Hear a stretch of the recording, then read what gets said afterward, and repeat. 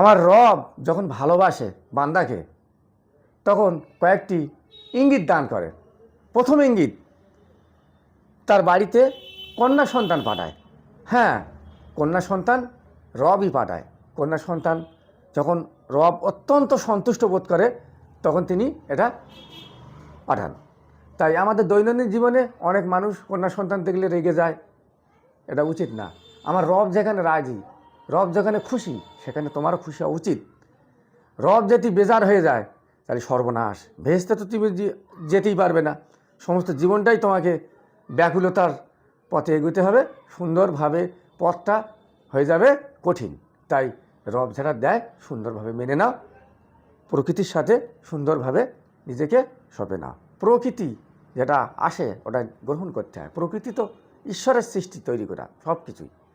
Number 2, রব যখন আরও খুশি হয় মেহমান পাঠিয়ে দেয় বাড়িতে। হ্যাঁ, এই মেহমান পাঠিয়ে দিয়ে রব পরীক্ষা করে তার বান্দার কতটা মনটা উদার, মনটা কত সুন্দর, সেটা পরীক্ষা করার জন্য রব অতিথি বাড়িতে পাঠিয়ে দেয়। অতিথিকে সেবা করো, সেবা করা একটা ধর্ম, মানুষকে সেবা করা একটা বিশেষ ধর্ম। সে অতিথি যখন তোমার বাড়িতে আসে সে স্বয়ং একজন একটা উপরওয়ালার সৃষ্টি, উপরওয়ালার হিসাবে চলে আসে, বিশেষ একটা দূত হিসাবে আপনার কাছে চলে আসছে, এটা মনে রাখতে হবে। তাই অতিথিকে সেবা করবেন অবশ্যই। নাম্বার 3, হ্যাঁ, আমার রব যখন আরও খুশি হয়ে যায়, খুশির জোয়ারে যখন উৎফুল্ল হয়ে যায় তখন রব আপনার পরীক্ষা করে, আরও পরীক্ষা করে। কি পরীক্ষা করে না, আপনার বড় বড় রোগ দেবে। প্রিয় বান্দাটিকে বড় বড় রোগ দিয়ে পরীক্ষা করে বান্দা কার, বান্দার বিশ্বাসটা কতটুকু। হ্যাঁ, পরীক্ষা করে ওই রোগ দিয়ে, পরীক্ষা করে এটাই যে আপনি যদি অতীতে গোনা করেছেন, অনেক পাপ করেছেন, সেই পাপগুলো মুছে দেয়। যত কষ্ট হবে, যত কষ্টের সম্মুখীন হবে, যত ব্যথা বেদনা সম্মুখীন হবে ওই বান্দা, ততই তার গোনা মাফ হবে এবং সে সুন্দরভাবে মরে যাওয়ার পূর্বে, মৃত্যুর পূর্বে একটা ভালো জায়গায় পৌঁছে যাবে। এটা রব চায়। তাই রব এই পরীক্ষাগুলো বান্দার মধ্যে বারংবার করে থাকে।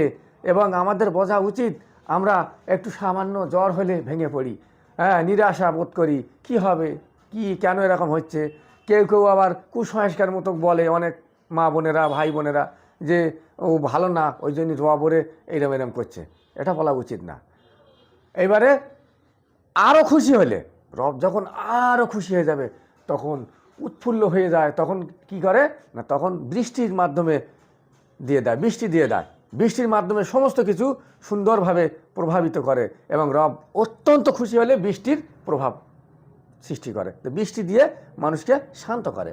হ্যাঁ, এটা বোঝা উচিত যে রব আমাদেরকে ভালোবাসে। রব ছাড়া আমাদের গতি নেই। রবের প্রতি আমাদের আস্থা রাখা উচিত। রব আমাদেরকে তৈরি করেছে, সৃষ্টিকর্তা। রবের কথা অনুযায়ী, হাদিস কোরআন অনুযায়ী আমাদের চলা উচিত। একে অপরকে ঘৃণা করো না, ভালোবাসো। ভালোবাসার হলো সবচেয়ে উত্তম মাধ্যম। এই রবকে উজাড় করে ভালোবাসো, ভালোবাসতে শেখো। শুধু ভালোবাসলে হবে না, ভালোবাসার মতো ভালো।